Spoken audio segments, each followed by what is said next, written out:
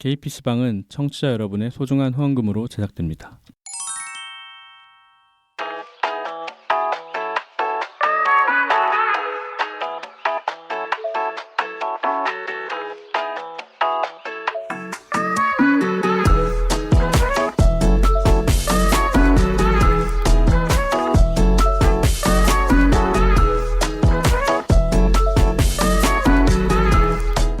일상을 살아가는 퀴어들의 랜선 놀이터 계피방 80번째 이야기 시작합니다.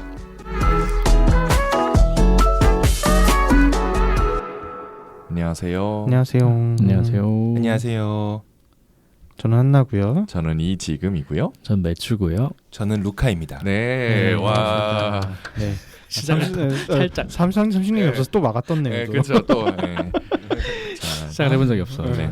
지난 시간에는 저희가 변호사로서의 루카님의 이야기를 들어봤어요. 그래서 제일 중요했던 이야기는 어떻게 일상을 바꿀 건가 이 지점에 대한 거였고요. 네. 그리고 다시 한번 강의명을 강조하자면 게이 생활 법률 강연입니다. 죄송합니다. 게이 생활 법률 강연. 네, 어쨌든 여러분들 이 강연 많은 관심 부탁드리겠습니다. 앞으로 혹시 정례화 될 수도 있으니까요. 네. 더 자세한 정보를 원하시면 저희 이전 에피소드를 한 번 더 듣고 오시면 좋겠습니다. 네. 네. 자, 오늘은 루카님의 그런 개인적인 이야기. 저희 방송 이번 시즌 시작하면서 이제 일상을 살아가는 사람들의 이야기를 듣고자 하는 건데요. 네. 그래서 루카님께서 안 그래도 지난 방송에서 힌트를 좀 주셨어요. 일찍 나왔다. 네, 선배님이다. 그래서 네, SBN. 네, SBN. SBN. 네. 그래서 그런 이야기를 좀 들어보도록 하겠습니다. 네. 자, 그럼 첫 번째 질문부터 드릴게요. 자, 스스로 언제 어떤 계기로 게이로 정체화하셨는지 좀 궁금하거든요. 네, 제가 게이로 정체화한 거는 딱 20살 때였습니다. 네. 뭐 처음 종로도 이태원도 그때 다 바로 나왔고요. 네. 딱히 별로 거칠 것이 없는 거칠 것이 없었다. 성격이었던 것 같아요. 네, 제가 이제 호기심도 많은 편이고 네. 뭐든 일단 찍어 먹어봐야지 알지 않냐 오. 좀 생각이어서 일단은 그냥 나와서 경험을 해보는 편이거든요. 그래서 이제 그게 거의 17, 18년 전이니까 펄스도 없던 시절에 제가 처음 나온 거죠. 그 당시에. 네. 저희는 모르잖아요. 볼 수 없다. 네, 그렇죠. 모르죠. 네. 대단한 선배님. 네. 여기 아는 것 같은데. 아니 몰라요. 저도 2010년에 나온. 그렇죠. 14년? 그래서 뭐 저 같은 경우는 막 네. 다른 분들처럼 막 짝사랑을 막 했다거나 뭐 그런 건 아니었어요. 그냥 학창 시절에 그냥 뭐 나름 공부를 한다라는 핑계로 네. 다른 것들은 그냥 신경을 쓰지 않고 좀 안 산 왔던. 편이었고 이제 그러다가 이제 대학교 1학년이 끝나갈 때쯤에 이제 CC들이 하나 둘씩 생기는데 네. 나는 딱히 눈에 들어온 여자가 없는 거예요. 근데 내 눈에 들어왔던 건 남자들은 있었네. 그렇게 하게 되죠. 그러면서 그럼 내가 혹시 그 게이라는 것인가? 그럼 일단 한번 실험을 해봐야겠다. 실험을 해보자 이렇게 생각하신 거예요. 그 전까지는 그럼 한 번도 내가 게이인가라는 생각을 안 해보신 거예요? 그 전에 이제 스킨십들은 있었어요. 스킨십. 남자인 친구들이랑 스킨십들은 뭐 꽤 있었는데 남고셨나요? 그렇진 않았어요. 저는 오히려 중학교, 고등학교 전부 다 남녀 합반 네. 그런 학교였고, 네네. 근데 그냥 뭐 친하게 지내는 친구들이 있었고, 친하게 지내는 뭐 같이 친구들. 친구 집에 놀러 간다거나, 네네. 뭐 그러면은 이제 아주 스킨십들이 이제 간간히 네. 있었던. 궁금하다. 근데 그게 그냥 친구끼리 어떤 장난스러운 어떤 그런 친밀함의 표현이라고 생각을 했지. 그쵸. 내가 네. 그 친구를 정말 막 뭐 성적으로. 사랑한다거나 막 너무 좋다거나 뭐 딱히 이런 거는 사실 아니었어요. 네. 그래서 그런 어떤 큰 생각 없이 20살 되고 나서 그럼 내가 남자가 주로 눈에 들어오니 게인가 보다. 일단 뭐라도 해봐야겠다라는 생각에 그때 이제 히즈 카페 가기도 하고 그러면서 첫 애인 사귀어 보고 맞네. 난 게이네. 하고 이제 학교에 있었던 성소수자 동아리를 처음 가입을. 네. 첫 애인도 그럼 히즈에서 네, 만나셨나요? 네. 되게 일사천리로 근데 되게 그 고민의 시간이 길지 않았다. 네. 그러게요. 그런데 그래도 사회적인 분위기가 있으니까 실험을 해보자라고 생각하기가 쉽지는 않았을 것 같은데 어떻게 잘 그렇게 생각을 하셨네요. 혹시 주위에 뭐 네. 뭔가 게이가 그러니까 정체화를 할 본이 될 사람이 있었던 건지 그런 것도 아니었던 전혀 거죠? 아니었죠. 다른 예. 선배님이 네, 있었다거나. 그렇죠. 다른 전혀. 선배님이 그러지 계셨다든지. 않았어요. 네, 그냥 그때는 뭐 아마 다들 제 나이 때는 비슷할 텐데 네. 그때는 저랑 홍석천 말고는 맞아요. 맞아요. 게이가 없을 것 네. 같았고 아. 이 세상에 다 어. 하나인가. 근데 이제 저는 사실 이런 마인드긴 했거든요. 뭐 그래서 어쩔 거야. 내가 게이인데 어쩔 거야. 자존감이 굉장히 높으시죠. 네, 그렇죠, 그렇죠. 아 자존감이 그렇죠. 네, 뭐 그럼 내가 이렇게 태어난 걸 어떡하겠어. 그래서 살아야지 뭐. 그러니까 그런 생각이 가까웠고 그래서 그때 저도 고민을 안 하지는 않았는데 네. 그 고민은 제 전체성을 받아들이냐 마냐의 문제가 아니라 네. 그래 내가 게이인 건 맞는데 네, 네. 그럼 내가 게이로서 이제 어떻게 살아야 되지? 내가 막 그때 이제 이 20살이고 한창 꿈이 많은 나이니까 네, 네. 되게 뭐 큰 꿈들을 많이 꾸잖아요. 네. 막 내가 막 뭐 CEO도 되고 싶고 뭐도 되고 싶고 한데 네, 그렇죠. 내가 게이면 할 수 있는 거야? 그럼 이거를 해결하려면 내가 어떻게 해야 되지? 어떻게 해야 되지? 약간 이런 생각을 더 많이 했던 것 같아요. 네. 현실적인 고민을 많이 하셨네요. 네, 맞습니다. 일단 나는 개인은 맞고 그 다음을 그럼 어떻게 해야 될까 맞아요. 이걸 고민하셨구나. 네. 그러면은 첫 연애 해보시고 정체화 하시고 나서는 이렇게 살면 되겠나라고 생각하신 거죠 그러면? 계속 그거를 찾아가는 과정이었던 것 같아요. 아. 네. 아까 일부에서도 말씀을 드렸지만 네. 저희가 사실상 이제 첫 세대나 다름이 없잖아요. 그렇죠. 그래서 계속해서 이렇게 찾아가는 탐색의 과정이었고 그나마 이제 감사했던 게 학교 성소수자 동아리 모임에서 네. 저희가 이제 학교의 특성상 박사과정들까지 전부 다 동아리 활동을 다 같이 했는데 네. 그 박사과정 형이 그 당시에 이미 애인이랑 거의 뭐 천일을 만내 막 이러고 있었어요. 그리고 그때 그 커플이 지금도 만나고 계시거든요. 그러니까 거의 20년 좋은 본인이셨 넘게 만나시는 와, 거죠. 네. 그러네요. 그래서 이미 그런 형들이 막 있고 하니까 저도 그냥 나도 그냥 이렇게 누구 만나서 그냥 잘 살면 되는가 보다라고 좀 생각을 막연하게 했던 것 같아요. 이 네. 가시화의 중요성 진짜. 맞습니다. 네. 좋은 본의 중요성. 네. 네. 진짜. 그러면 이 질문 두 번째 질문 살짝 틀린 것 같긴 한데 학창 시절은 어떤 꼬마였는지 꼬마 네. 게이라고 여쭤봤는데 사실 정체화는 사실 대학생 때 하신 것 같으니까 맞습니다. 네. 어떻게 네. 학창 시절 보냈는지 좀 여쭤볼게요. 네, 저는 좀 느끼셨겠지만 말도 좀 많은 편이고요. 네. 너무 되게 잘하시고 되게 관종이고요. 방송반도 했고 학생회도 하고 뭐 할 수 있는 내가 눈에 띌 수 있는 하는 일은 다 했어요. 초인싸랄. 네. 떡잎부터 달랐다. 네. 그래서 중학교 때 좀 학생 수가 많아서 C1반까지 있었는데 네. 그때 거의 쉬는 시간마다 1반부터 C1반까지 다 돌아다니면서 이렇게 친구들 만나러 다녔어. 와. 거의 모든 반에 친구가 있었거든요. 약간. 그래서 그리고 항상 뭐 교무실이나 이런 데 가가지고 선생님들이랑도 같이 놀고 약간 그런 편이었어요. 와. 네, 그러니까 워낙 뭐 그렇게 사람이 뭐 딱히 어두운 면이 별로 없어서 네. 그러신 것 같아요. 걱정도 별로 네. 없고 네. 너무 좋은 성격이죠. 네. 그래서 그냥 열심히 그렇게 놀았고 그리고 제가 키가 좀 크잖아요. 네, 네, 이제 네. 뭐 크세요. 네, 네. 들으시는 분들은 잘 모르시겠지만 네. 네, 좀 덩수 좀 크고 키만 큰 게 아니라 덩수 좀 큰 편이고 해서 항상 이제 제일 뒷자리에 앉으면 이제 앞자리에 좀 귀여운 애들 나도 모르게 끌렸나 봐. 그럼 이제 쉬는 시간에 옆자리에 쓱 가서 앉는 거야. 아 그래요. 네. 아니면 이렇게 그냥 그 친구가 이렇게 뭔가 공부하고 있거나 이제 그 게임기 같은 거 보고 있으면은 이제 뒤로 이렇게 슥 이제 앉으면서 백허그. 뭐 하고 있어? 이런. 근데 그러다 보면 어느 순간 걔네들이 제 무릎에 앉아 있더라고요. 그렇죠. 설레거든. 많이 그렇죠. 그러니까 많이 계획은 앉아 아니더라고요. 계셨던 분. 네. 저는 좀 조그맣으니까 지금은 좀 컸지만 중학교 1학년 때까지 좀 작았어요. 네. 그래서 뭐 그렇게 그냥 편하게 네, 그때는 별로 정체화도 하지 않았죠. 그렇죠. 네, 딱히 뭐 가슴 아픈 짝사랑도 없고 근데 막 뭔가 엄청난 사심이 있어서 이렇게 했다기보다는 맞아요. 뭔가 그런 귀여운 것들을 좀 맞아요. 귀여운 친구들을 좀 품었던 맞아요. 학생이었다. 아니, 본인의 장점을 잘 살리셨어요. 그러니까 설레는 키 차이를 어떻게 딱 잘 이용하셔가지고 공략 방법을 잘 하셨다. 네, 제가 좀 감사하게도 계속 제일 컸어요. 유치원 때부터 쭉 제일 컸어요. 와. 성장을 계속 잘하셨는데. 네. 그래서 그랬죠.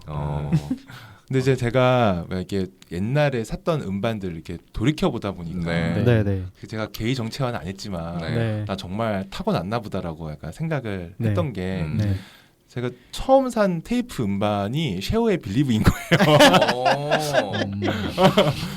그리고 그 다음에 CD 음반 처음 산 거는 브리트니 스피어스의 옵사이드 히어로겠네요. 아닐 수가 없다. 그래서 나는 왜 늦게 알았지? 왜 20살이 돼서 알았지? 근데 브리트니 스피어스의 옵사이드는 저도 네. 들었고 제 친구들 중도 약간 좀 힙 외국 노래 팝 좀 들어 이런 맞아요, 애들 좀 그렇지. 들었고 그렇죠. 제가 본 걔는 지금 게이 아닌 친구도 있거든요. 아. 그러니까 뭔가 그거를 어떻게 즐겼냐가 이제 그리고 그 브리트니 네. 스피어스 자체가 워낙 핫했으니까. 아, 그렇죠. 그치. 그 당시에 워낙- 핫했죠. 근데 맞죠. 쉐어 빌리브는 빼박 이게 막 핫한 노래도 제 생각엔 그 당시 아니었고 그렇죠. 약간 그렇죠. 옛날 노래잖아요. 아, 그렇죠. 그치. 그때 보니까 남자셋 여자셋의 OST로 나오긴 했었어요. 아, 근데 그래서 저는- 그래요 남자세 여자세. 네, OST로 나오긴 했었는데 네. 제가 초등학교 2학년 때인가 그랬으니까 제가 그거를 듣고 찾아서 산 건 아니었고 네. 그냥 그때 뭐 타워 레코드 뭐 이렇게 음반 네, 가게잖아요. 네, 네, 가서 네. 이것저것 들어보다가 이거 좋은데. 이거 좋은데 음. 이게 뭔가 내 바이브다. 아이고다. 그치. 노래가 좋았는 게 아니거든. 떡잎이 달랐네요 그쵸. 진짜로. 네. 나의 심장이 반응을 그치, 하는 그치. 음악이었던 거죠. DNA가 말해주는 네. 거지. 브리트니 스피어스의 노래가 유행을 했어도 음. 이게 나의 뭐를 찌르는 약간 이제 그렇죠. 나의 내적 어. 댄스를 불러일으키는 이제 나의 롤모델이다. 그렇죠. 그렇죠. 받아들이는 게 다른 거지. 단순히 들었다고가 아니라. 그렇죠. 나도 그 친구 CD 빌려드리면서 가슴이 뛰었거든. 이거 다 죽여버리겠다 이거. 너무 좋다 이 노래. 그렇지. 톡식 같은 거 들으면서 좀. 아우 너무 좋죠. 독식 너무 좋아했죠. 진짜 브리트니 스피어스 2집부터는 다 있어요. 뮤비를 다 외울 정도로 많이 봤어. 방송반에서 막 노래 트신 거 아니죠? 그때 이제 앞자리 여자애가 있었거든요. 네, 그 네. 여자애랑 맨날 브리트니 스피어스 막 노래 부르고 아. 춤추고 막 그랬는데 그 중학교 때 친구거든요. 네네. 그래서 제가 대구에서 이제 학교를 쭉 다녔어가지고 네. 그때 중학교 때까지 보고 간간히 연락만 하면서 그 여자애랑은 안 봤었어요. 사실상 못 보고 네. 지냈는데 네. 2018년인가 19년도인가 네. 키퍼에서 만났어요. 근데 그 친구는 이제 키어인 건 아니었고 그 LI로 친구가 참여하셨구나. 항공사에서 일을 하거든요. 아. 근데 항공사에 아시겠지만 많잖아요. 그쵸, 맞죠, 네, 맞죠. 그래서 친구들 따라왔더라고. 같이 LI로서 참여를 하신 거예요. 네, 그래가지고 몇 년 만에 만난 거예요? 그래가지고 걔가 너 알아봤다고. 아 그래요? 그렇게 같이 브리트니 스피어스 춤출 때 알아봤다고. 아 춤을 추셨어요. 춤까지 추셨으면 뭐. 그럼 뭐 대박이지. 거의 약간 승원스 느낌으로.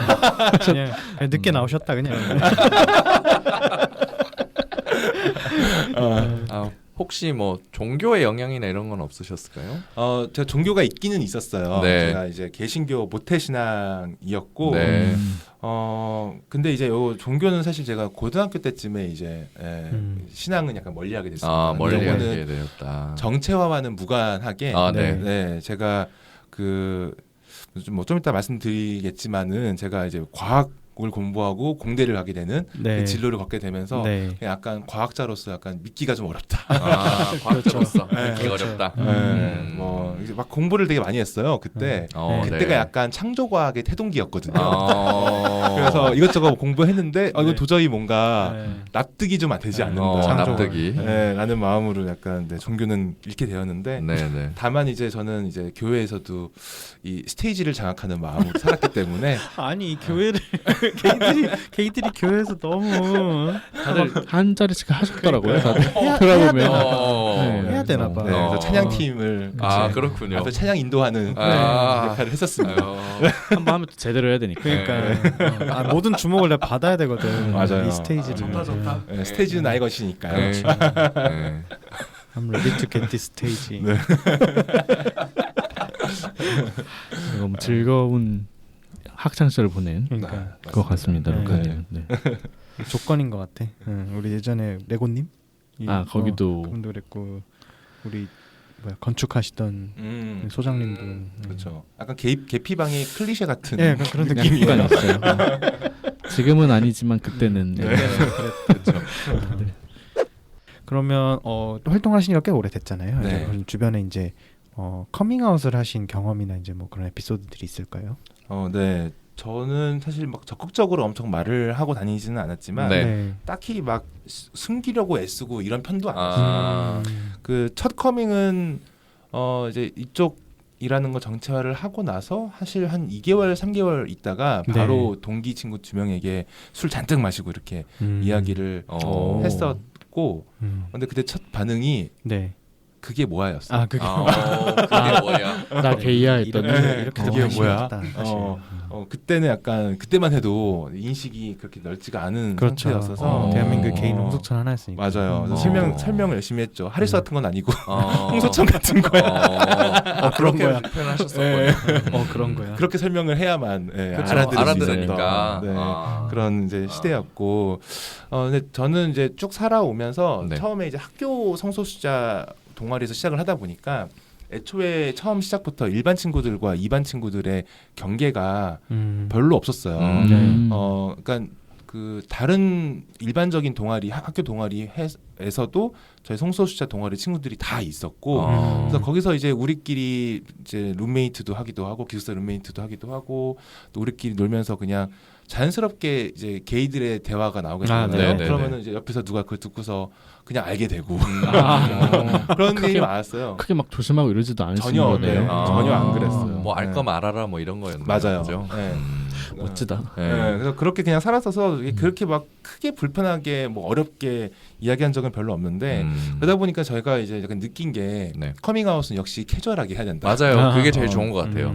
이게 사람이라는 게 자연스럽게 상대방의 반응을 따라가게 되잖아요. 네. 그래서 내가 아무렇지 않게 이야기를 해야 상대방도 아무렇지 않게 받아들이거나 혹은 아무렇지 않게 반응을 해야 한다고 느끼는 것 같아요. 맞아요. 심각하게 하면 또 약간 나도 심각하게 맞아요. 반응해야 될 것 같고 뭔가 되게 큰일인가 보다라고 생각을 하게 되잖아요. 제가 이걸 최근에 이제 알아가지고 아. 요새는 이제 그렇게 막 그렇게 커밍아웃 하지 않고 그냥 자연스럽게 이제 남자친구 이런 단어를 사용해가지고 이제 얘기하는데 내가 얘기 안 했구나 나 게이야 이런 식으로 이제 얘기하거든요. 네, 그래서 저도 지금은 이렇게 친구들 많이 이제 모인 자리에서는 누구한테 얘기를 했고 누가 알고 누가 모르는지를 모르겠는 거예요. 이제는 그런 지경까지 이르렀다. 그래서 이제는 그냥 다 알 거라고 가정을 하고 얘기한다. 얘기하는 경우도 네, 많아요. 네. 그래서 저는 그냥 이렇게 아무렇지 않게 얘기하다 보니까 그 소위 이제 포비아라고 스스로 말하고 다니는 그런 친구들한테도 이제 이야기를 하는 경우가 있었거든요.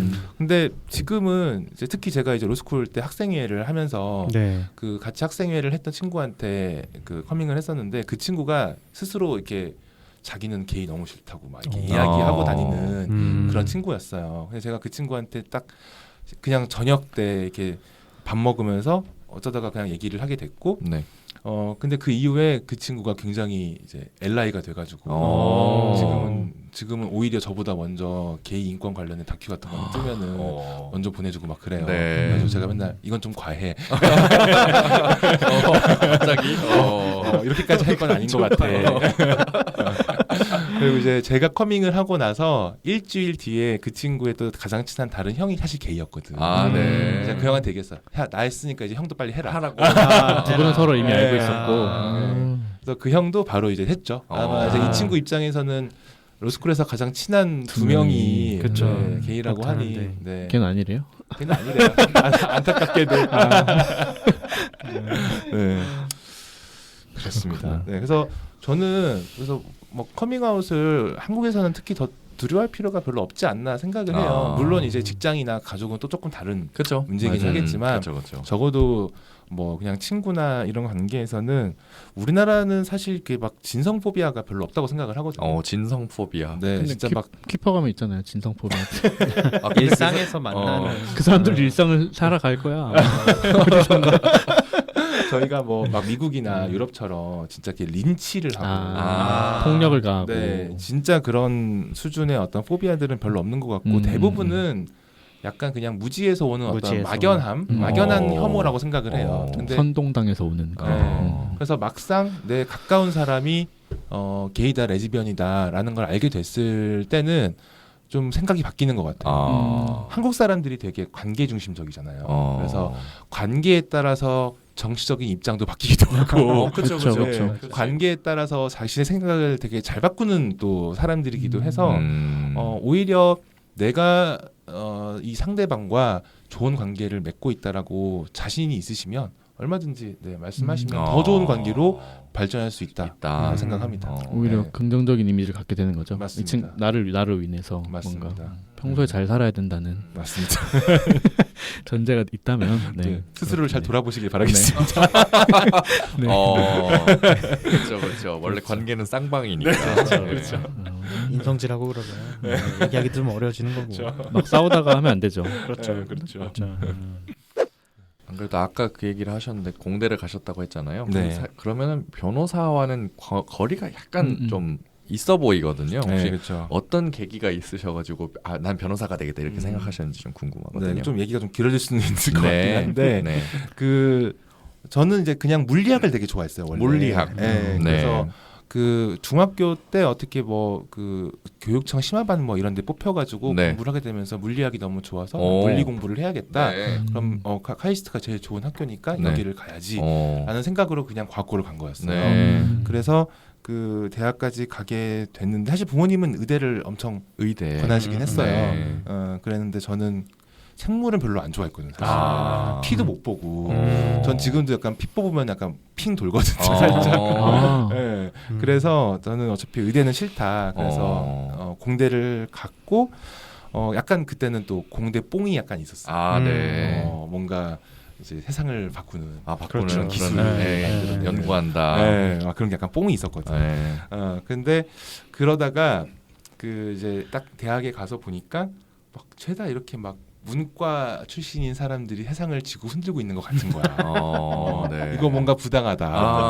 과학기술인들에게 너무 부당하다. 이런 생각이 들면서 그럼 내가 이 과학기술인들 그래도 공대생 중에서는 좀 문과적인 성향이 있으니 과학기술인들을 위해서 뭔가 할 수 있으면 좋겠다라는 생각에 그 당시에 이제 학교에 생긴 지 얼마 안 됐던 과학기술정책대학원이라는 대를 들어가게 됐어요. 근데 이제 정책이라는 게 또 결국 법이 만들어져야 그렇죠. 집행이 되고 하는 것이다 보니까 연구하면서 많이 이제 법을 보게 됐고 법학 지식이 없으니까 또 내가 할 수 있는 그 담론의 한계가 확실히 느껴지더라고요. 네. 석사 과정을 하면서 맞아요. 느끼신 거예요. 그래서 그때는 그냥 단순하게 내가 정책 실무가로서는 어쩌면은 뭐 변호사가 되는 게 더 좋을 수도 있겠다. 되게 나이브하게 생각을 했죠. 뭐 다른 친구들은 막 판검사, 뭐 변호사로, 뭐 빅펌로 가야지 이런 생각으로 가는데 전 너무 나이브하게 선택을 해서 갔었고 공부를 또 하다 보니까 변호사 일이 또 재밌더라고요. 그래서 지금은 이제 계속 이제 인하우스 사내 변호사로 일을 하고 있는데 이제 이렇게 이제 시작하게 돼서 흘러온 진로이다 보니까 이 기술 산업과는 또 이렇게 멀어지는 게 싫더라고요. 그래서 만약에 제가 혼자 개업을 하게 되면 그냥 뭐 이혼 소송도 할 수 있고 이럴 텐데 그거보다는 나의 좀 정체성을 지키고 싶다. 저는 스스로도 지금 저의 정체성을 그 변호사 라이센스를 가진 엔지니어라고 저는 생각을 하거든요. 비록 제가 엔지니어로서 실제 일한 적은 없지만 그래서 그만큼 지식이 또 있으시니까 공대 백그라운드가 있으니까. 그래서 그런 마음으로 지금도 이렇게 회사에서 일을 하고 있습니다. 보면 물리학 하시는 분들이 범인이 아닌 분들이 많으세요. 그럼요. 왜냐하면 물리학자들이 정치학 논문도 진짜 많이 쓰시거든요. 그래요? 네. 특히 그런 사회에서 벌어지는 현상 같은 것들을 어떻게 설명할 건지 이런 거를 되게 수식으로 이렇게 탁탁탁 잘 쓰셔가지고 이렇게 분석들을 잘하세요. 그래가지고 저는 물리학과는 아니었어요. 네네네. 전자공학과. 어쨌든 물리학을 좋아하셨다 그렇죠. 하니까 시작은 그러니까 이제 맞습니다. 천재인 데는 다 이유가 있었다. 떡잎부터 달랐다. 오히려 딱 보고 이거 물리학과는 천재들만 가는 곳이구나. 그런가요? 빠르게 공대로. 그런가요? 빠르게 공대로. 저는 좀 확실히 스타일이 그 되게 실용적인 스타일 성격인 것 같아요. 실용적인. 순수 학문보다는 실용적인 걸로. 뭔가 내 눈앞에 뭔가 만들어져야 되고 뭔가 이루어져야 되고 그게 좀 맞더라고요. 그래서 정책대학원도 사실 뭐 박사까지 가지 않고 로스쿨로 온 이유 중에 하나가 박사까지 가서 학자가 되는 것보다는 내가 현장에서 뭔가 일을 하고 싶더라고요. 그래서 사실은 로스쿨로 가서 변호사가 된 것도 있어요. 그래서 멋집니다. 멋져요. 진짜로 얘기 들어보면. 그렇게 진로를 좀 방향을 트는 거를 결정하는데도 약간 이런 성격이 되게 영향을 주었다고 생각을 하거든요. 그래서 되게 지금까지 잘 이렇게 잘 선택을 해서 오신 것 같아가지고 그러니까요. 네, 항상 좀 거침이 없었죠. 네. 여러모로. 약간 그래 보여요. 네네. 무엇보다 자존감이 높은 게 너무 그만큼 근데 또 그러니까요. 있으니까. 네, 있으니까. 그쵸. 아닙니다. 근거 있는 자신감이. 좀 얘기 나누다 보면 진짜 눈이 계속 반짝반짝거리세요. 네. 그러면 지금 일하고 계신 그 법조계 안에서의 분위기를 또 여쭤보고 싶은데 네. 그 아무래도 저희가 가지고 있는 선입견 하나가 뭔가 보수적일 것 같고 사람들이 조금 맞아요. 법을 좀 이렇게 하시는 분들이니까 뭐 게이라는 걸 혹시 드러내고 그러긴 어려운 건 없으신가요? 법조계라서 그렇다기보다는 네. 그냥 저희가 일상에서 일을 하면서 함께 일하는 동료들에게 커밍아웃 하는 건 다 힘들잖아요. 그래서 한 뭐 그런 정도의 어려움은 분명히 있는 것 같은데 네. 근데 막상 법조계 전체적으로 보면 뭐 다들 그래도 뭐 현재 뭐 실무적으로 일은 하진 않더라도 헌법 다 공부하고 네. 뭐 인권이 어떻네, 네. 평등권이 어떻네 하는 것들을 다 공부를 하기 때문에 뭐 설사 이제 마음 속으로는 뭐 이렇게 뭐 싫어할지는 모르겠습니다만 네. 적어도 겉으로는 그래서는 안 된다라는 양식은 다들 있는 사람들이에요. 네, 그래서 그런 부분에서는 그래도 네, 불편한 거는 특별히 없는 것 같습니다. 특히 이제 요즘 젊은 세대들은 더더욱 뭐 선입견이나 이런 게 없잖아요. 그래서 요즘에 보면 저희 그 법조회에 있는 다른 친구들을 보면 그 젊은 친구들은 같은 로펌에서 일하는 동기들이나 네. 뭐 가까운 선후배들한테는 이야기를 하고 사는 경우도 그래요? 네, 많고요. 그렇군요. 그리고 저희 법조회 또 판사님들 중에도 네. 판사 조직 내에서 다 커밍아웃 하시고 네. 네, 진짜요? 활동하시는 분들도 있으세요. 확실히 네. 뭔가 변하고는 있네요. 그러니까 네, 우리가 맞습니다. 또 선입견을 또 너무 가지고 있는 네. 거 싶기도 하네요. 이게 오히려 검찰 조직은 좀 이제 상명하복이 강하고 네. 좀 권위주의적인 면이 없지 않아 있어서 검사들은 사실 좀 어려운 것 같은데 판사 조직은 사실 판사 개개인이 모두 독립된 네. 법관으로서의 네, 기관이. 지위가 있다 네. 보니 네네. 그래서 이분들은 조금 더 그래도 좀 편하지 않나 네, 생각은 듭니다. 물론 뭐 그분들에게는 어려운 선택이었겠습니다만 네. 근데 그분들이 뭐랄까요? 뭐 어떻게 되겠어?라는 마음으로 다들 그렇게 네, 말씀을 하시고 심지어 이제 그분 중에 한 분은 이제 그 파트너 분이랑 네. 네, 같이 유학도 가시고 오. 네, 그래서 기혼자 숙소 받아가지고 네. 가시고 이런 분도 계세요. 네. 게이 분 중에서 네. 생각보다 열려 있는. 네. 그러게요. 자 이제 약간 선배님적인 면모를 좀 어. 한번 탐구해 볼 수 있는 네. 그런 질문 네. 좀 드릴까 해요. 아까도 말씀해 주셨지만 그러니까 펄스 클럽이 없던 펄스가 없던 그 시절에도 다니셨다고 했는데 그때 당시에 이태원은 어떤 모습이었나요? 그때는 네. 일단은 종로가 훨씬 컸어요. 제 어. 기억이 맞다면 음. 종로가 훨씬 컸고 그래서 기본적으로 종로에서 놀다가 12시 1시쯤에 택시를 잡아서 이태원으로 가는 게 그 당시에 루틴이었어요. 그렇죠. 네. 그리고 그때 이태원은 그 지금 현재 호모일이라고 부르는 네. 그 골목이 사실상 거의 우사단 전부였어요. 네. 그래서 지금 짐클럽 있는 자리가 그때 리볼이라는 리볼? 클럽이 있었거든요. 리볼. 이름 들어봤어요. 네. 그 리볼이라는 클럽이 사실 꽤 유명하거든요. 영화에도 나왔단 말이에요. 그래요? 그 서양골 동양과자인가 그 앤티크라고 주지훈 씨랑 네. 김재욱 씨랑 유아인 씨 나오는 영화에서 그 김재욱 씨가 마성의 게이로 나오는데 그분이 이게 춤을 추는 장소가 실제 그 리볼에서 촬영한 영상이었어요. 그래서 그때 이제 항상 이렇게 종강역 근처에서 이제 그 이번가라는 엄청 낡은 그 전통 술집이 있었는데 맛도 없고 비싼 네, 그런 데서 이제 먹다가 이제 종로 이태원 넘어가서 리볼에서 놀다가 나오고 막 그랬죠. 이게 저도 그러니까 완전 그 세대는 아닌데 이게 원래 그 종로타워 지금 더 종로타워 있잖아요. 그 뒤쪽에 피막골 다 무너지기 전에 원래 그쪽에 있다가 맞아요. 이제 슬슬 넘어오면서 리하우스 그쪽에 생기고 맞아요. 네, 그러면서 이제 옮겨가게 된 업소가 거군요. 이렇게 종로 3가로 그러니까 원래도 종로 3가 있었는데 메인은 종로타워 뒤쪽이었고 그래요? 근데 그쪽이 이제 피막골 개발한다 그러면서 없어졌구나. 이제 그랑서울 들어오고 어쩌고 하면서 이제 그쪽이 싹 밀렸잖아요. 지금 또 한 번 더 밀었잖아요. 그쵸. 금강제와 있는 쪽에. 그렇죠. 그래서 그 뒤쪽에 다 있었고 그래서 저 처음에 제 2014년 15년에 이제 갔을 때도 그 골목에서 술 번개하는 데도 되게 많아. 맞아요. 2000몇 년? 2014년, 3년. 14년. 오, 선배님이시네. 조용히 하세요.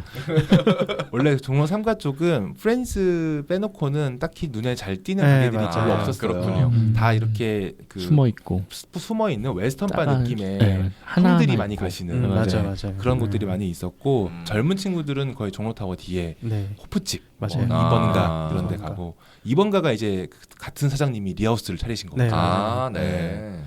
네. 리아스 처음 들어요.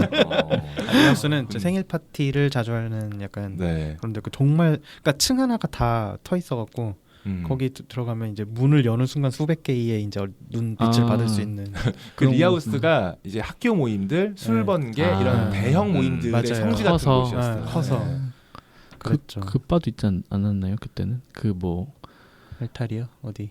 아니 그 큰 길가에 있는 거 지하에. 지하에 비바? 아니 비바. 비바도 아마 그때도 있었던 것 같아요. 네, 그쵸. 비바는 비바도 있었어요. 오래됐잖아. 비바도 오래됐고 네, 휘가 비바. 있었고. 아 그래 휘. 휘는 제가 생긴 걸 기억을 합니다. 오픈한 걸. 네, 휘는 네. 2007년인가? 네. 그때 생겨서 이제 혜성같이 떠올랐던. 그렇죠. 어. 떠오르 술번개 성지로. 서울에서 학교를 안 다니신 거 아닌가요? 그때는 열심히 놀았죠. 주말마다 이렇게 네. 올라오시고. KTX 타면 50분은 금방이니까. 네, 오니까요.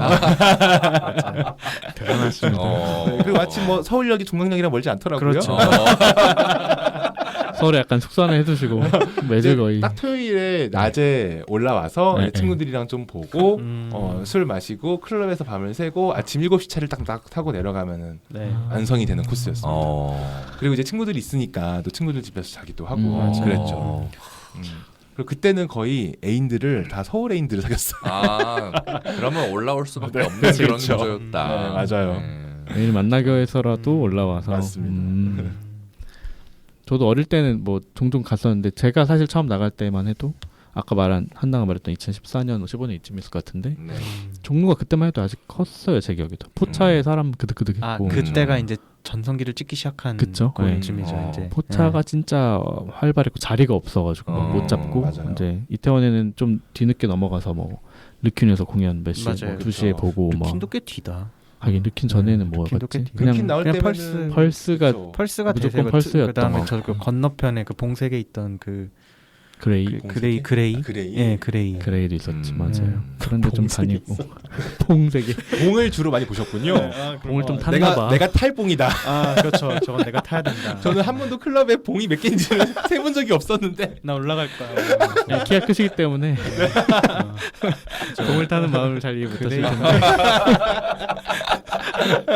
저도 봉을 안 그레이 타봤어요. 위치가 좀 특이하긴 했죠. 그 아, 뒤에 그래요? 맞아요. 그 이태원 그 해밀턴 뒤쪽 그 그러다가 한번 옮겼죠. 한번 그렇죠. 뒤로 안쪽으로 네, 왔었죠. 안쪽으로 딱 옮겼죠. 없어졌지만. 그리고 이제 그 이제 언덕 위에 트렁크 생기고 그 시기가 진짜 이태원 클럽의 춘추 전국시대. 그렇죠. 그렇죠. 딱 코로나 그때 직전까지가 무슨 이제 막 EF라는 클럽도 아, 생기고 아, 맞아요. 그레이도 있었고 볼트? 뭐 몰라. 그때 뭐가 되게 많이 뭐 있었던 엄청 것 많이 같아요. 생겼어요, 그때. 네. 하지만 지금은 더 많아졌다 하더라고요. 아 그래요? 요즘 또 뭐 많죠. 한 8, 9개 있는 것 같던데. 엄청 많아요. 클럽이 그러네. 엄청 많아요 지금. 와. 트래프 같이 이제 공연하는 데도 생기고. 그쵸. 아무튼 뭔가 세대에 따라서 좀 다른 이태원 종로 경험이 있는 게 그러게요. 신기하기도 하고 좀 어디 사료로 남겨놔야 되는 게 아닌가. 그러게요. 이거 증언을 좀. 부수를 좀 남겨서 사진- 모두 친구 사이에서 하고 아, 있지 않을까? 앨범도 좀 사진도 좀 맞아요. 뒤져보고. 그쵸, 그쵸. 네, 이 친구 사이에서 아마 제가 아카이빙 네네. 하시는 거 본 적 있는 것 아, 같아요. 아카이빙 하고 네. 있어요. 네. 그냥 또 너무 자주 바뀌니까. 맞아요. 좀 친구 아쉽기도 하고. 사이에서 예전에 그런 지도도 냈었잖아요. 아이샵이랑 같이 해갖고. 그쵸.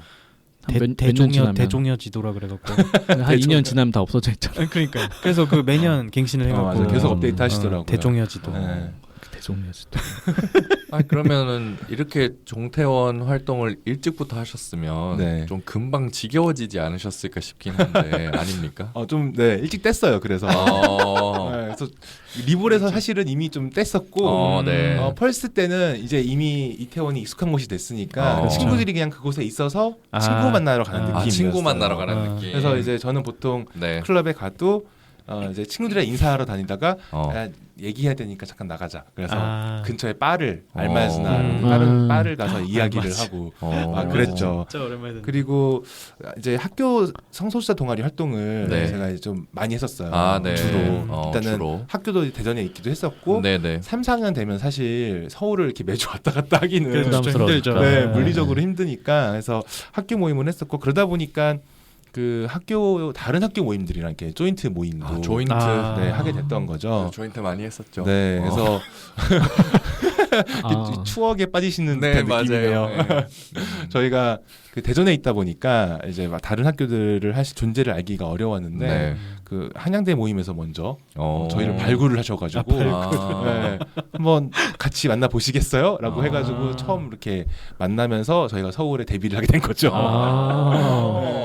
절대 서울놈들은 대전을 가진 않지. 맞아요. 올라오라고 하지. 그래서 거기서 이제 여러 그 학교 분들을 만나게 되면서 사실은 거기에서의 인맥이 지금 게이법조에도 이어지는 그렇겠다. 사실 뭐 저희 공대니까 뭐 법조인이 얼마나 있었겠어요. 근데 거기에서 그때는 제가 로스쿨에 올 거라고 꿈에도 모르고 그냥 알게 되고 인사하고 한 거였는데 어떻게 이렇게 연결이 되고 사실 이게 이 직군별 모임들이나 회사별 모임들도 대부분 이 학교 모임에서 파생된 경우가 거의 대부분이더라고요. 그 조인트에서 만나고 하다 보니까 같은 회사를 갔는데 있네. 여기 있네. 그러면은 나 아는 사람 한 명 더 있는데 너 아는 사람 한 명 더 데리고 와. 이래서 3명 4명 처음 모이면은 일단 모임 하나 만들고 시작하는 거죠. 가끔 술 마실까 우리 이렇게. 그래서 이게 뭐랄까 그 딱히 식이 아니어도 친구 할 수 있다. 이렇게 이렇게 식이 아니어도 어떤 소속을 통해서 만나는 네트워크들이 생각보다 오래 이어질 수 있다. 맞아요. 그게 되게 중요한 것 같아요. 아니 근데 이런 에너지가 어디서 와요 대체? 여러분 아까도 말씀드렸지만 청취자 여러분 진짜 눈에 총기가 있으세요. 눈이 반짝반짝거리시거든요 되게. 대체 이런 소셜라이징하는 그 에너지는 어디서 오는 걸까요? 약간 좀 타고난 것 같아요. 타고났대요? 타고났다. 근데 기본적으로 항상 호기심이 좀 많아요. 호기심이. 그러니까 혼자서 막 고민하고 하기보다는 일단은 해보자라는 생각이 훨씬 강하고 그리고 호기심이 많다 보니까 다른 분야에서 일하시는 분들을 항상 이렇게 만나서 대화를 나누는 게 항상 즐겁고 재밌어요. 그리고 이렇게 굉장히 다양한 분야들의 여러분들을 이제 만나서 얘기를 듣다 보면은 어느 순간 되게 의외의 것들이 또 이렇게 엮어져가지고 새로운 어떤 아이디어, 인사이트가 생기기도 하더라고요. 그래서 저는 항상 이렇게 그런 인사이트를 이제 얻는 그런 재미가 너무 재밌어서 항상 내가 모르는 무언가를 찾기 위해 이렇게 하이에나처럼 돌아다니고 있죠. 혹시 뭐 조기 축구에 나가시거나 그러지 않으세요? 혹시? 그러진 않으시고 축구는 저도 게이라서요. 그렇죠. 뭐 대부분이 구기 종목이랑은 좀 거리가 머니까. 우리 DNA는 그런 게 없어. 그렇죠. 가끔 있어. 가끔 있더라고. 풋살 모임도 있더라고요. 풋살 모임 있어요. 놀랍게도 몇 개나 있더라고. 풋살 모임, 뭐 배드민턴 모임, 탁구 모임 이런 거 있더라고. 배드민턴 탁구는 당연히 잘해야지. 그런 거야? 그건 나가시나 싶어가지고. 근데도 모임을 나가시는 것만 문제가 아니고 뭔가 장을 하신다거나 좀 주도를 하실 것 같은 그런 이미지가 좀 우리 있으셔서. 회장님이시잖아요. 지금도 회장님이시긴 하지만. 맞아요. 그래서 학교 모임 때도 한번 그 회장을 했었고요. 그러니까 그러셨을 것 같아가지고. 뭐 학생회를 해도 뭐 최소 부학생 회장 하는 것 같고 장이 났죠. 여기도 학생회장 하신 분이어가지고. 그러니까 이게 저는 그 약간 그런 게 있어요. 뭔가 누군가가 반드시 해야 되는 일인데 아무도 나서지 않는다라고 하면은 그럼 내가 하지 뭐. 이런 나서서 편이어서 제가 하겠습니다 하시는 분 편이구나. 사실 그렇잖아요. 이 성소수자 단체라는 것들이 뭐 제가 뭐 본업으로 그 운동가를 삼을 게 아닌 이상 여기서 하는 게 뭐 제 뭐 이력이 되는 것도 아니니까. 그렇죠. 그거를 다들 사실은 뭐 이제 신경 쓸 것도 많고 하니까 꺼리는데 그냥 그럴 때는 내가 그냥 하지 뭐. 이렇게 좀 살아왔던 것 같아요. 그럼 지금 하고 계신 그 게이 법조의 회장은 또 비슷한 식으로 맡으신가요? 어떻게? 네, 비슷하게 그래요? 했었어요. 대부분 다 안 하려고 하나요? 그렇죠. 귀찮은 일 많고 이러니까. 그러니까. 아무래도. 그리고 생각해 보세요. 90명이나 되는 이 모든 업무를 함에 있어서 절차적인 정당성과 실체적인 정당성을 모두 갖추어서 일을 해야 하고. 근데 그래서 더 적임자 같은 게 뭔가 나이가 더 많으신 분들이나 또 어린 친구들까지 다 아우르실 수 있을 것 같은 그런 이미지가 좀 있거든요. 제가 사실 그래서 된 것도 있어요. 딱 허리라서. 네. 이제 형들이 뭐 이제 요즘 잘 안 나오시기는 하지만 어쨌거나 단톡방에 계속 계시고 소통은 하기 때문에 그래서 제가 허리 역할로 이제 브리징을 잘 하고 있죠. 뭐 임기가 정해져 있나요? 아니면 그 임기가 정해져 있기는 해요. 네, 그 정관상으로 1년으로 임기가 정해져 있는데요. 원래는 저희 그 정관 초안에는 그 중임이 금지되어 있었거든요. 그래가지고 제가 얘기를 했죠. 이거 나 아니면 누가 할 것 같아. 이거 없애자. 그래서 개헌하셔서 개정을. 아니요, 이제 개정이 아니라 그 초안은 아직 제정을 못한 상태였어요. 초안을 만들어 놓고 그래서 초안에서 중임 제한을 없애고 1년 임기지만 중임 무제한 가능. 사실상 독재는 비판을 마련했다. 그렇게 지금 그렇군요. 구성되어 있습니다. 여기도 독재 하부신 분이야. 저는 사선까지 했으니까. 완전 독재. 때가 되면 내려와야죠. 좋은 후배가 나타나면. 저는 그렇게 내려가지 못해가지고 그렇게 하는 거였는데 저는 독재자의 기질이 다분하지 않았나. 이렇게 민주적인 분을 모시고 오늘 얘기할 수 있어가지고 너무 좋아요. 너도 스스로 내려왔잖아. 뭐 어쨌든 지치는 때가 오지 않을까. 그렇죠. 하야하셨군요. 거의 사실상 하야. 사실상 하야 맞습니다. 근데 이렇게 활동 많이 하시다 보면 그 개인적인 삶이랑 좀 부딪히는 부분들이 좀 있을 것 같은데 또 어떻게 해결을 하시는지. 맞아요. 지금. 특히 이제 지금 애인이 있다 보니까 그 요즘에 진짜 거의 주말도 너무 정신이 없어요. 주말에 그렇겠네요. 꽉 차가지고 오늘도 그렇게 오셔서 녹음하시고. 그러니까요. 그래서 애인이 이제 약간 좀 서운해 하기는 하죠. 그러실 수 있겠어요. 아무래도. 근데 이제 다행히도 애인은 이제 그 약사회 회장이에요. 게이 약사회 게이 약사회 회장이어서 회장끼리 또 애인도 이제 뭐 어떤 입장인지 너무 잘 이해를 하니까 약간 종속 이론 같은데 어쨌든 어쨌든 그래서 그냥 서로 이해를 하면서 그냥 살고 있고 뭐 아무래도 이제 좀 더 책임감으로 주로 일을 하다 보니까 그냥 뭐 일단은 내가 할 수 있는 일은 일단 해내야겠다라는 마음으로 하고 있습니다. 그럼 평상시 기고하시거나 할 때는 어쨌든 전부 다 개입업조의 이름으로 하시는 맞습니다. 거죠? 저희도 뭐 옛날에 기억하시겠습니다만 그 A대위 사건도 있었잖아요. 2017년에 있었죠. 그래서 그때도 성명 발표를 같이 이제 올릴 때도 그때도 그냥 저희 개입업조의 단체 명의로 했었고 그렇게 하고 있습니다. 그러면 혹시 이런 표현 써도 되나? 아까 왜 본인을 스스로를 관종이고 이렇게 표현하셨잖아요. 그러면 그런 개인적인 활동은 따로 막 하시고 그러지는 않는 거죠. 그러면 뭐 사회에 이거에 대해서 뭔가 목소리를 낸다거나 뭐 이런. 아직까지는 그렇지는 않고 있어요. 저도 그 놀라우실 수도 있겠습니다만 제가 아직 부모님한테는 커밍아웃을 아직 안 했거든요. 그래서 아직까지는 뭐 개인적으로 뭔가 활동을 하고 있지는 않고 그리고 이러나 저러나 회사 소속이다 보니까 그렇죠. 아무래도 그 뭐 회사에서 뭐 커밍아웃이야 뭐 외국계 유럽계거든요. 그래서 뭐 커밍아웃이 할 수 있을 것 같은데 그냥 어쨌거나 이제 회사 소속으로서 다른 목소리를 내는 일을 한다는 것 자체가 좀 부담스럽고 쉽지 않다 보니 좀 뭐 아직은 고민은 하고 있는 상황입니다. 고민을 또 하시네요. 어쨌든 뭐 주위 사람들에 대한 거는 그렇긴 하지만 어쨌든 개인적인 삶은 또 그게 다른 거니까요. 그렇죠. 맥락도 다르고. 저희 그 망원댁의 킴님도 지금 이제 회사 다니시면서 활동을 하고 계시잖아요. 그래서 사실 그분 보면서 저도 많이 좀 영감이 되고 많이 좀 힘이 되고 있어요. 그래서 대단하신 것 같아요. 맞아요. 사실 회사에서 사실 회사 사람들을 내가 다 개인적으로 아는 게 아니기 때문에 그 수많은 사람들이 나를 어떻게 볼지를 생각을 하면서 살아야 하는 일이잖아요. 그래서 항상 너무 이제 존경스럽고 너무 대단하다고 생각을 하고 있어요. 그래서 저도 고민을 계속 네, 해보고 있습니다. 네. 회사 안에서는 혹시 그럼 커밍아웃한 동료분이 계신가요? 네, 있어요. 있어요? 동료분들한테는 네. 하는데 이제 오피셜리 나는 맞습니다. 그렇다 이런 그렇지. 느낌. 또 그건 네. 다른 얘기니까. 그건 아, 좀 네. 달라요. 좀 다르죠, 다른 다르죠. 얘기죠. 좀 다르죠. 그러니까 제가 어쨌거나 활동을 할 때 회사 소속이 어떻게든 드러날 텐데 맞아요. 자칫하면은 회사 입장에서는 회사를 약간 대표하는 것처럼 돼버릴까 봐. 그렇죠. 수도 이게 있죠. 이 안에서만 얘기하는 거랑 이제 음. 나가서 얘기하는 것도 달라지니까. 네. 그래서 그런 고민들이 좀 지점들이 있죠.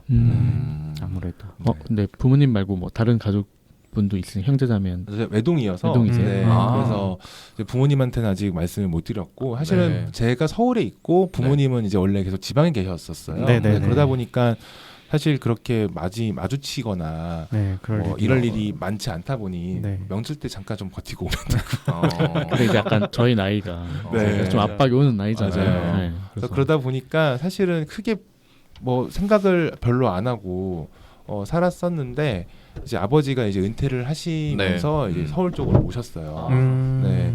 그러면서 이제 지금 조금씩 그리고 제가 이제 나이도 이제 더 되다 보니까 네. 조금씩 고민을 하고 있는 상황이 있어요. 커밍아웃을 하시려고. 네. 이게 부모님에 대한 커밍아웃은 아마 모든 게이들이 똑같이 고민하는 이슈일 텐데 맞아요. 제가 이제 20대 때는 뭐 언젠가는 아셔야지라는 생각으로 이제 커밍아웃을 언젠가 해야지 내가 독립을 하면라고 생각을 했다가 한 30대 중반쯤 돼서는 이게 자칫하면은 나는 마음이 편해지는데 우리 부모님한테 비밀을 넘기는 게 돼버리겠다는 생각이 들더라고요. 그러니까 제가 부모님한테 말씀을 드렸을 때 부모님의 주변 분들이 저한테 저희 부모님한테 왜 그 집 아들은 왜 아직 결혼을 안 해? 왜 이런 걸 물어볼 거잖아요. 근데 그 전까지는 부모님들도 그냥 뭐 결혼 생각이 몰라. 없대. 몰라. 막 이렇게 얘기를 하셨겠지만은 알게 되시면 그쵸. 그 다음부터는 이제 부모님이 이제 거짓말 해야 되는 상황이 되는 되잖아요. 거니까. 그리고 부모님 입장에서는 자식을 지켜줘야 된다고 생각하실 테니까 이게 뭔가 자식의 약점이라고 생각을 하실 거고 마음이 불편할 수 네, 있고. 그러면은 그분들이 나이가 이제 60이 넘으셔가지고 우리는 평생 해온 이런 뭐랄까요 가장을 나이 60, 70에 이제 하셔야 되는 거잖아요.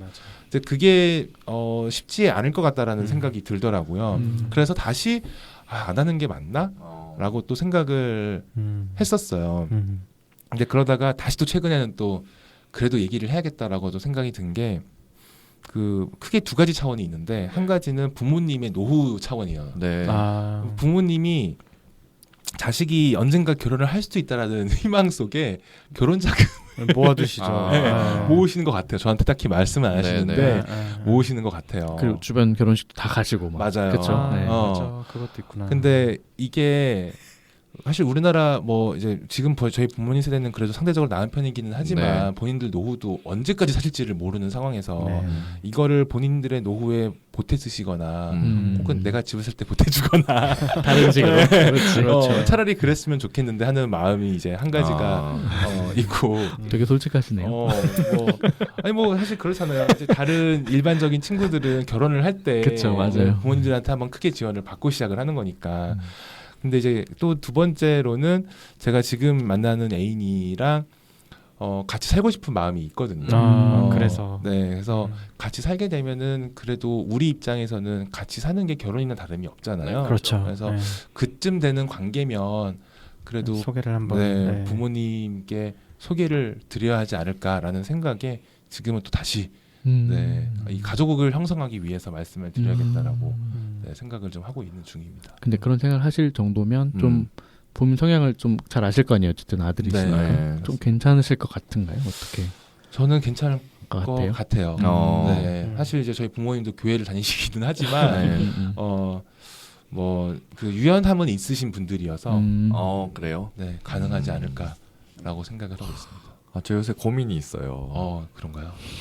사실 며칠 전에 있었던 일인데 제 애인하고 저녁을 먹다가 갑자기 저희 아버지가 이제 저희 아버지는 은퇴하시고 이제 다른 직장으로 전직하셔가지고 살고 계시는데 갑자기 술에 엄청 취하셔가지고 전화 와서 너 이제 뭐 태국도 가고 하는데 이제 가서 외국에서 지낼 건데 혹시 뭐 지금 여자친구가 같이 있냐 이러시면서 얘기를 했는데도 계속 약간 그런 부정기를 약간 겪고 계신 것 같은 게 까먹을 수도 있고. 네, 그래서 갑자기 옆에 있으면 바꿔달라는 거예요. 술에 엄청 취해가지고 갑자기? 네, 갑자기. 그래서 이게 정말로 그런 건지 부정을 하고 계신 건지 아니면은 이렇게 확인하고 싶어서 그러신 건지 어차피 확인하시면 충격받으실 거면서 안녕하세요. 네.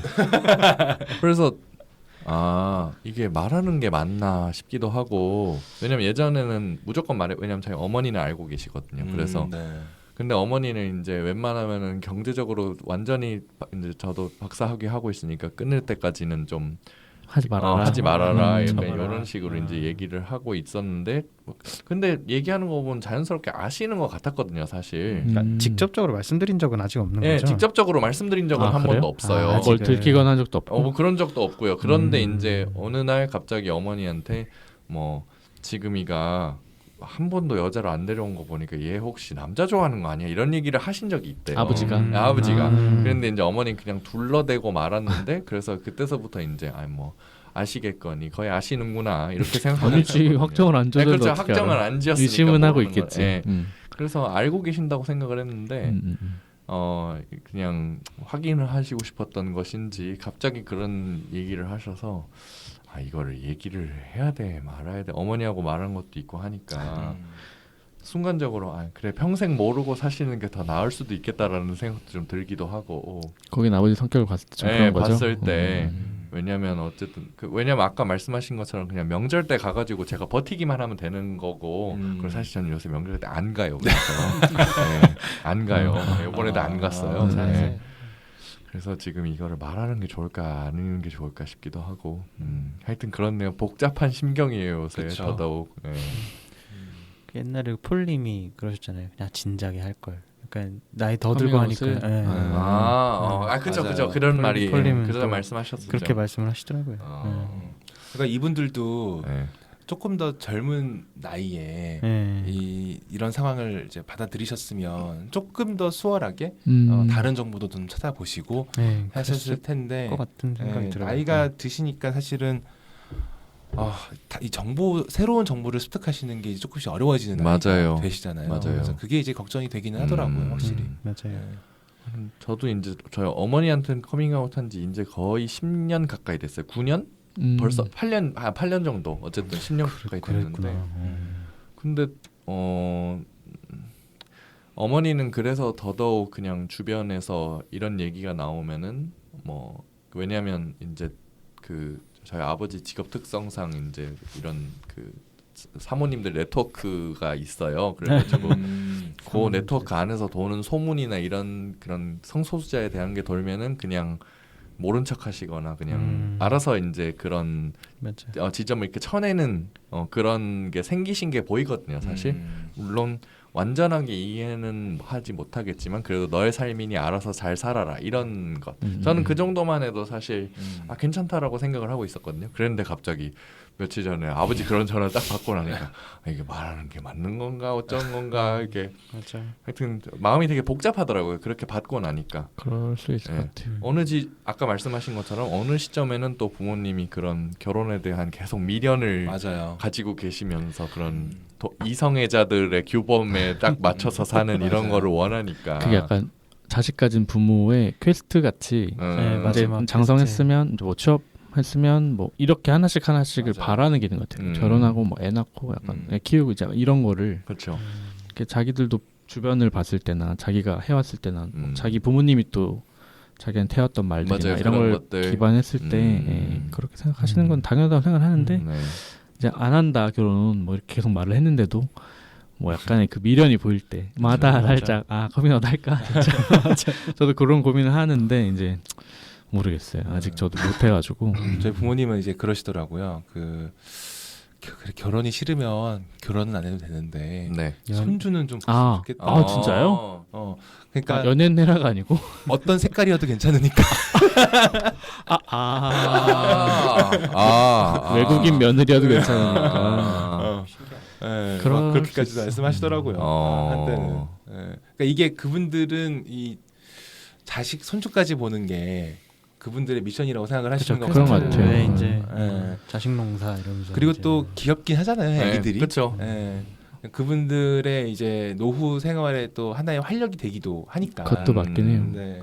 왜냐면 제 동생이 최근에 아기를 낳아가지고 지금 이제 딱 6개월쯤 지났는데 네. 집안 분위기가 확실히 바뀌긴 했어요. 그쵸. 거의 매일 영통하고 막 엄마 아빠 표정에서 이제 막 그 아기가 귀여워 죽겠다는 그 눈빛이 너무 보이고 그래서 나는 사실 좀 안심했거든요. 그래서 이제 관심이 좀 살짝 절로 갔네 했는데 아빠가 지나가다 내가 걔 아기를 또 귀여워하니까 아빠가 보더니 이젠 널 닮은 애를 보고 싶다. 이렇게 또 한마디를 또 딱 던지더라고요. 그래서 이게 그런다고 끝날 건 또 아니구나 이게. 그렇죠. 저희 집도 조카 태어나고 나서 훨씬 더 심해졌어요. 오히려 심해졌어요? 오히려 아버지가 더 그런 게 심해지셔가지고. 그러니까 얘는 이미 했어 이제. 애기까지 낳았으니까 동생은 그렇죠. 근데 너야. 이게 또 장남이잖아요. 그러고 보니까 이제 그렇죠. 장남이 그러게요. 둘 다 또 장남이죠. 동생을 했는데 또 장남이 또 안 한다 약간 이런. 이게 자칫하면 반작용으로 그 상속 분쟁이 이제 생기는 경우도 있어요. 상속 분쟁. 또 변호사님이라고. 자식이 있으니까 저쪽은 대를 이을 거다. 맞아요. 약간 이런 것 때문에. 저도 그걸 좀 걱정하긴 했어요. 네. 그래서 당연히 이제 부모님 입장에서는 손주가 워낙 귀엽고 하니 그리고 손주 키우느라 또 얼마나 얘네들은 힘들겠니? 그렇죠, 힘들겠니? 맞죠. 이제 그런 차원에서 이렇게 좀 더 신경 써주시고 몰래 이제 뒤에서 챙겨주시고 그럴 수도 있죠. 나중에 이제 분쟁이 생기는 경우도 있어요. 네. 세상에. 참 별일이 다 벌어지네요. 그러니까 빨리 법제화. 빨리 법제화. 애들 좀 키우고. 어렵습니다. 쉽지 않죠. 하여튼 커밍아웃에 대해서는 어쩔 수 없는 것 같아요. 진짜 부모님은 특수한 상황인 것 같아요, 그죠? 맞아요. 그리고 다 달라가지고 저희가 각자 다르듯이 저희들의 부모님도 다 다르잖아요. 맞아요. 그래서 어떤 반응을 하실지는 진짜 하기 전에는 다 모르기도 하고. 그럼 맞아요. 우리 얘기를 좀 바꿔보죠. 네. 루카님 혹시 취미 있으세요? 취미요? 네. 취미라고 하면 글쎄요. 제가 이제 취미라고 뭔가 소위 다른 사람들이 분류할 수 있을 법한 것들이라면 그렇죠. What is your hobby? 이런 식으로 질문하면 이제 뭐라고 대답하시는지. 사실 제가 원래는 그 악기도 했었고 악기도 하셨어요? 네. 원래 오케스트라를 대학교 때 했었거든요. 네. 천재가 맞으셔. 안 하신 게 없어. 거의 재능이 많으셔. 거의 미켈란젤로예요. 아니요. 클라리넷을 했었는데 그 오케스트라에 잘 어울리세요. 또 우리 그 게이 동아리 많잖아요. 회원들이 많았어요. 그렇죠. 많았고 그래서 뭐 요즘에 사실은 많이는 하지는 못하는데 그래도 또 음악 듣는 것도 좋아해서 음악 듣는 거 좋아하시고 이렇게 음악도 듣고 클래식 클래식도 듣고 사실 음악에는 별로 가리지 않고 많이 듣기는 해요. 이것저것. 근데 대체로 그 보컬이 별로 드러나지 않는 음악들을 좋아해요. 보컬이 드러나지 않는 음악. 그러니까 예를 들어 저는 예전에 유행한 뉴에이지 뭐 이런 거 그런 거나 아니면은 그냥 아예 그 EDM이나 EDM 라운지 음악 좀 편안한 음악들 있잖아요. 그렇죠. 고음빵 이런 거 말고. 네, 말고. 그래서 저는 아까 머라이어 캐리나 뭐 휘트니 휴스턴 이런 종류 별로 안 좋아하거든요. R&B 별로 안 좋아하고. 그래요? R&B 별로 안 좋아하시고. 그러니까 노래를 소위 되게 편안하게 부르는 심지어 약간 못 부를 수도 있는 그런 느낌이신 분들이 전 차라리 마음이 편하고 더 좋고 좀 더 멜로디나 이런 음악의 분위기에 좀 더 집중을 하는 편인 것 같아요. 약간 뭐 인디 이쪽도 그럼 좀 들으세요? 아니 이걸 여쭙는 이유가 뭐냐면은 이런 사람을 이렇게 만나다 보면 아무래도 물론 사람으로부터 힘을 얻으시겠지만 사람으로부터 힘을 얻는 것과는 별개로 또 다른 스트레스들이 또 생길 수도 있잖아요. 그래서 그런 거에 대한 해소는 어떻게 하시는지 너무 궁금했거든요. 저는 일단 기본적으로 그냥 늘 무언가를 해야 되는 사람인 것 같아요. 늘 무언가를 해야 되는. 그래서 쉴 때도 집에 잘 있지는 않고 보통 돌아다녀요. 그래서 맛집 돌아다니는 거 되게 좋아하고 맛집 에너지가 넘치신다. 그리고 심지어 어떨 때는 그냥 뜬금없이 이 동네가 되게 궁금하네 해서 그냥 가서 구경하고 갑자기? 오는 경우가 있었어요. 임장 다니신 거 아니에요? 그게 이제 임장이 됐어요. 나중에는. 나중에는 임장이 됐는데 처음에는 거꾸로 그냥 서울에 왔더니 이 동네는 뭐지? 한번 가볼까? 그냥 뭐 그게 뭐 홍대 이런 데가 아니라 아니고. 진짜 그냥 아무것도 아닌 그냥 아파트밖에 없는 그런 동네. 최근에는 어디 다녀오셨어요? 최근에는 저기 노량진. 노량진. 실거주 목적으로. 거기는 그냥 한번 구경했죠. 지금 구경. 한창 철거 이제 하고 있을 테니까. 그렇죠. 네. 그래서 그냥 그렇게 그냥 돌아다니는 거 좋아했거든요. 걷고 막 동네 보고 하다 보니까 그 막 홍대가 계속 이게 커지는 모습도 보고. 계속 보고. 네. 옛날에 뭐 기억하시겠지만 합정동 전부 다 주택밖에 없었잖아요. 네, 맞아요. 그렇죠. 네, 거기 다 메세나폴리스 올라가기 전에는 다 바뀌고 맞아요. 너무 재밌더라고요. 그냥 그래서 도시 자체가 너무 재밌어서 그냥 도시 자체에 대해서 혼자서 막 이것저것 책 찾아보고 논문도 찾아보고 도시 개발이나 역사, 도시의 역사 이런 거들 막 찾아보고 막 그래요. 이런 게 약간 취미생활이에요. 그러다가 혹시 도시계획 석사 하시고 이런 거 아니시죠? 네. 검색을 해봤어요. 그래요? 그러셨을 것 같아서. 프로그램들이 좀 있길래. 네, 있어요. 팔자에 공부가 빠지는 계속 공부하는 팔자가 맞아요. 그러면은 전 궁금한 게 그러면 사람들을 만나서 에너지를 얻으시거나 이렇게 그러시면 사람들과 관계를 이렇게 만들다 보면 어쨌든 그 분쟁을 피할 수는 없잖아요. 그렇죠. 이렇게 갑자기 뭔가 관계가 확 흐트러진다거나 맞아요. 그 지점에 대한 거를 좀 약간 회피하시는 편이에요? 아니면 그냥 해결하시는 편이세요? 아니면 아예 그런 지점을 안 만드시려고 하는 편이세요? 안 만들려고 하지만은 안 생길 수는 없는 것 같아요. 그거는 뭐 피할 수 없는 일인 것 같고 보통은 최대한 그래도 조율을 해보려고 노력을 하는 편이에요. 하지만 그들 사이에 생긴 분쟁을 내가 다 해결할 수는 없다는 마음으로 그냥 어쩔 수 없지 뭐 라는 마음으로 순리대로. 살아요. 순리대로. 네. 저도 생각해 보면 20대 때는 막 어떻게든 이거를 막 해결해 보려고 봉합을 하려고 하고 했던 것 같아요. 근데 그게 오히려 역효과를 불러 일으키는 경우도 많고 저만 오히려 그 양쪽의 인심을 좀 잃을 수도 있고 해서 그냥 지금은 그냥 적당한 선에서 내가 할 수 있을 만큼만 하고 그 이제 내 역할로서 굳이 뭐 스텝을 더 나아가지는 않고 어느 정도 선에서만 이제 해결을 하려고 생각을 하고 대단하시네요. 왜냐하면 그런 많은 사람들을 알고 이렇게 셀럽이 되셨으면 이렇게 사람들과의 관계를 이렇게 유지하기가 참 힘들잖아요, 사실. 진짜. 네, 그래서 저도 미숙했죠. 저도 20대 뭐 30 초반까지만 해도 미숙했고 기본적으로 제가 저의 어떤 열정과 저의 이 시야에 훨씬 좀 많이 그 드라이브 되는 편이기 때문에 어떻게 보면은 그 당시에 제 친구들에게 조금 뭐 배려가 좀 없었던 것도 없잖아 있는 것 같아요. 배려가 없었다. 네, 왜냐하면 제가 해결하고 싶은 일, 내가 하고 싶은 일, 추진하고 싶은 일에 저는 좀 더 포커싱이 좀 강한 편이거든요. 이제 이거를 해야 되니까 확 끌고 가야 되니까 어느 정도 다른 친구들의 의견들은 적당히 필터링해서 들어가면서 추진해 나가고. 근데 물론 이제 일을 추진할 때는 사실 그런 면이 없잖아. 또 필요한 부분은 있기는 하지만 그래도 뭐 그 과정에서 뭐 이제 좀 마음이 상한 친구들도 있었던 것 같고. 그래서 그때는 저도 항상 미안한 마음으로 이야기도 하고 그랬죠. 그때는. 지금 이야기를 들으면서 제가 조금 느낀 건데요. 이렇게 자기 장단대로 이렇게 하고 있으면은 이렇게 주위 사람들이 어쨌든 붙어 있고 싶은 사람들은 계속 붙어 있구나라는 생각을 하게 됐어요. 왜냐면 그렇잖아요. 원래 친구 만나거나 이러면 막 나도 신경 쓰게 되고 그 관계를 유지하려고 하는데 막 집착하게 되고 이런 게 있잖아요. 그렇죠. 근데 그런 지점은 별로 없으신 것 같아요, 그죠? 관계에 대한 집착이나 아니면은 막 이게 꼭 무조건 잘 돼야 된다라고 하는 그런 것들. 관계 자체는 그래요. 어렸을 때는 있었거든요. 우리 20대 막 미숙할 때는 다 그렇잖아요. 그렇죠. 친구 사이인데 애인 관계처럼 막 집착도 하고 막 너 왜 쟤랑 놀아? 막 맞아 이런 것도 다 있고. 근데 지금은 이제 그런 거 없고, 전 지금은 오히려 제 주변의 친구들끼리 서로 소개도 많이 해줘요. 그냥 친구로서. 그래서 왠지 야 너랑 얘랑 왠지 잘 맞을 것 같은데 그럼 둘이 소개해주고 둘이 더 친해져도 상관없어. 저는 이제 이런 마인드로 소개 많이 해주거든요.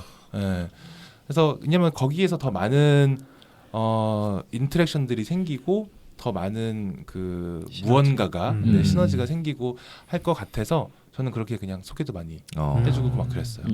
이런 사람이 난 너무 신기하더라고요. 친구를 소개시켜주는. 이 친구랑 이 친구랑 같이 놀면 재밌을 것 같은데. 이 자리에 같이 불러. 둘이 처음 보는데. 또 실제로 잘 놀고. 맞아요. 이런 걸 잘 보는 사람들이 있더라고요. 혹시 MBTI가? 이제 MBTI가 무조건 E다. 네. ENTJ, ENTP 왔다 갔다. ENTP. 근데 원래 ENTP였었거든요. 근데 E를 시작하면서 ENTJ가 되더라고요. 아마 E이 만든 J가 아닌가. 그렇죠. 역시 학습화된 사야된 J. 필요하지. J도 51밖에 안 돼요. 그러면 반반이신 거네. 하지만 N 명확하게 그렇죠. ENT까지 명확하고. 그렇죠. E랑 N이 진짜 세요. 상상력이 그죠? 호기심도 그렇고.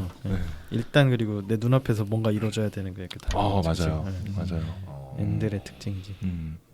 약간 T 소양이 또 있다 보니까 당장 무언가 이 프로젝트를 해내야 된다. 라는 생각이 강한 것 같아요. 그러니까 이렇게 자신감 있는 분이고 하니까 다들 친하게 지내고 싶을 것 같아요. 저도 그렇거든요. 그렇군요. 저랑 정반대여가지고 ISFP인데. 그래요? ENTJ라고 하시고. 신기합니다. ENTJ고. 누구요? ENFP. ENFP예요. 저. ENFP. 저 MFP 친구들이 많았어요. MFP들이 좋아할 만한 약간 그런 적일 것 같아요. 그런 게 또 있나요? 그리고 아니면은 사실 요새 하면은 자꾸 INFP가 나올 때도 있어서. 그렇지, 그거는 바뀔 수 있는 거예요. 그렇죠. 이제 더 이상 회장님이 나의 에너지에 따라서. 그렇죠. 더 이상 에너지를 쓸 필요가 없으니까. 저도 우리 루카님처럼 좀 굳이 그렇게 집착하지 않아도 된다는 거를 요즘 들어서 이제 조금 알게 됐거든요. 그래서 이런 에너지를 써오면서 지냈던 저한테 살짝 미안하기도 했고 왜냐하면 굳이 만들어도 되지 않는 스트레스를 저한테 너무 안겨주는 게 아니었나 라는 생각들을 늘 했었거든요. 어쨌든 근데 지금부터 어쨌든 저는 저의 성격에 맞춰가지고 또 하면 되는 거니까. 그렇죠. 그죠? 그게 과정이죠. 그럼요. 다 겪어봐야 그럼요. 그 사람이 또 깎이고 배우고 하는 거라서. 맞아요. 다만 이제 어떤 사람은 좀 더 빨리 깨닫는 사람도 있고, 맞아요. 깨닫는 사람도 있고, 다 그런 거니까요. 아이들은 이렇게 그러니까 이들의 간택을 기다리는 것도 나쁘지 않아요. 이들의 간택을 간택이요? 아이로서 이들의 그냥 간택을 가만히 이렇게 약간 힘 빠져 있는 것처럼 이러고 있으면 이들이 알아서 이렇게 뽑아가거든요. 이렇게. 안 그래도 제 사주를 얼마 전에 보니까 대략 한 50대 정도 되면은 제가 스스로 정치를 한다기보다 남이 저를 데려갈 거래요. 그래서 준비하고 기다리고 있어야 되겠어. 준비하고 기다리고. 나쁘지 않아. 간택도 나쁘지 않아. 이 아이로 살다가 이의 간택을 기다리는 게 낫겠다. 정치 활동도 사주를 보시나요? 되게 과학적이다. MBTI 다음에 사주 나오고. 정말 좋은 방송이다. 요즘 우리나라 중요하잖아요. MBTI가 뭐냐. 그리고 무속이 중요하죠. 무속 굉장히 중요해요. 무속 굉장히 중요합니다. 필요합니다. 한 10년 이내에 하시고 싶은 활동이나 이런 게 따로 있을까요? 정치를 하시고 싶으시다거나 계속 유도하시는 거죠. 궁금해서요. 혹은 어떤 삶을 살고 싶으신지.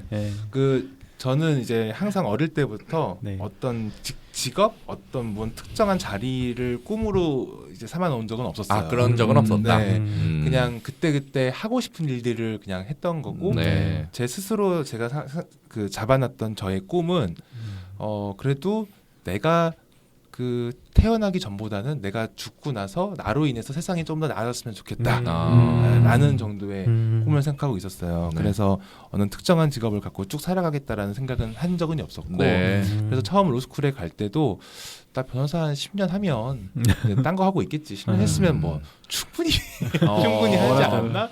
라는 생각을 했었거든요. 근데 지금 제가 벌써 이제 9년 차? 되더라고요, 변호사가. 근데 지금 당장 다음 스텝이 딱히 아무것도 지금 힌트조차 없는 상태로 지금 9년차가 된 거예요. 그러니까 약간 어떡하지? 나 이러다가 10년 더 하겠는데? 라는 생각이 들면서 약간 조바심이 들고 있는 그러세요. 네, 조바심이 상황이었어요. 뭐 엄청 큰 조바심까지는 아니지만 이거 뭔가 자칫하면 눌러 앉겠다는 생각에 어쨌든 다음 스텝을 생각하고 싶으신데 네, 그래서 그 가능성을 좀 두드려 보려고 이것저것 지금 알아보고 있는 상황이고 뭐 그 지금님이 말씀하신 뭐 그런 기회가 있으면 또 생각을 해보겠지만 그렇죠. 근데 이게 공인이 된다는 건 정말 너무 맞아요. 그렇죠. 다른 얘기죠. 다른 일이잖아요. 근데 맞아요. 뭔가를 그 항상 저는 그래도 필요한 역할 누군가가 해야 하는 일이 있으면 근데 아무도 나서지 않으면 그럼 내가 해야지. 내가 하겠다. 라는 마인드라서 열린 결말이네요. 저희 게이 커뮤니티에서 나와주십사 하면 남은 사람 없나요 또? 추가 나가겠습니다.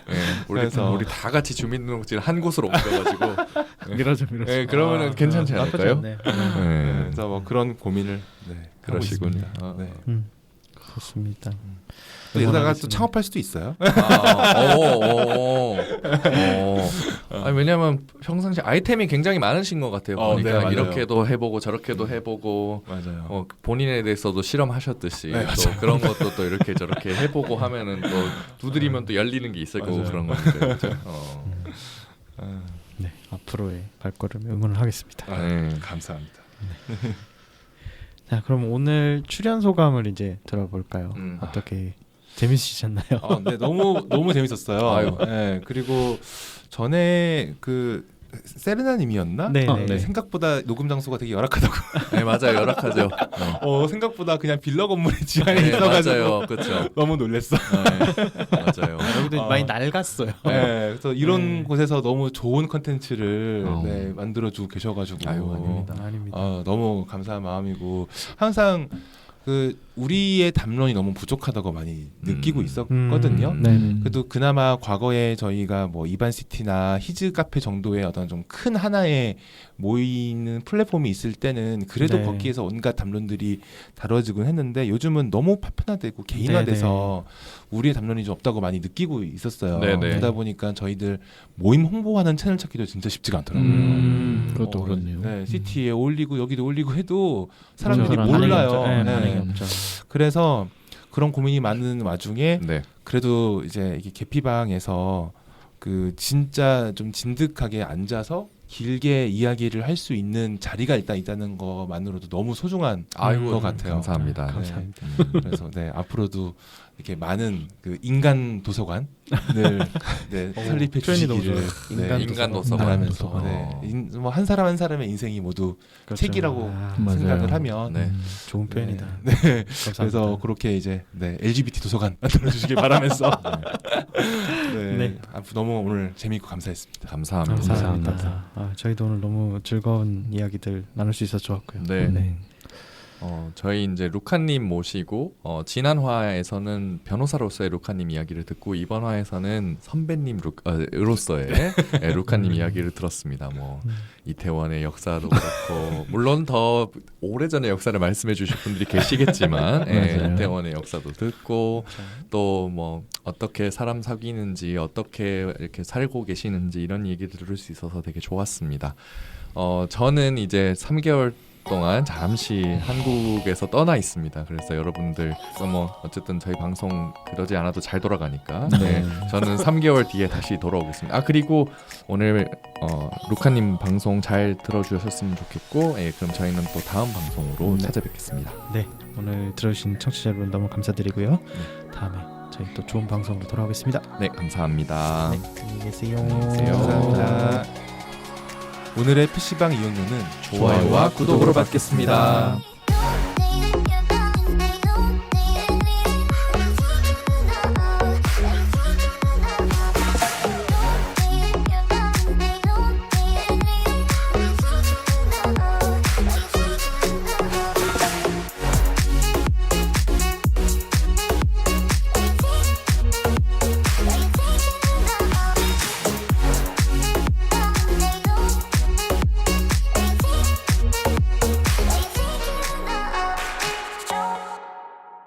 PC한 놀이터 계피방